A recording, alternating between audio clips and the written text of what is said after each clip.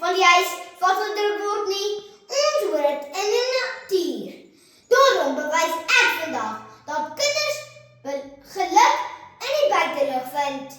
Dames en here, oud die huis is kinders tuis.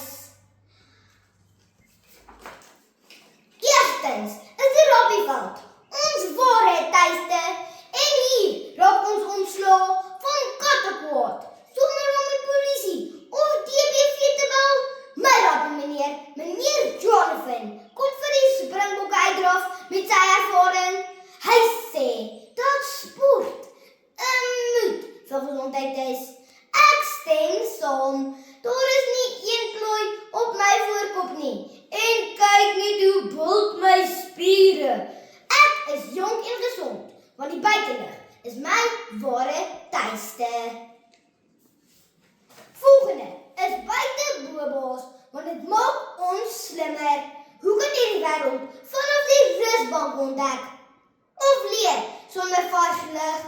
Mamma lees in haar leeftydskrif van winter 2025 die artikel Speel slim. Hier sê kinderdokter Anel Milan van kinders wat buite speel, wat beter vaar op skool. Sien juffrou, ons kort nie meer huiswerk nie, ons moet meer buite werk. Buite speel, beloftes, boesemvriendskappe. My leesboek, Tippie se eerste skooldag, die juffrou sy palme. Sy sê dat die beste deel van skool pauze is. Wie kan nou hiermee stry? By die huis moet ek speel met wie ek moet, maar buite kan ek speel met wie ek wil. Trompie se bende ken nie vir AJ nie. Dames en here, ek glo eerder my ouma as sy sê, huis is waar jou hart is, want dan is ek tuis op die Robbieveld. My argumente bewys dat die buitelewe tops is.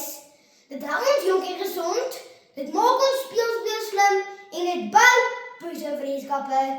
Ouers, skuif die kinders wel weg en los die agterdeur oop, want uit die huis is kinders tuis.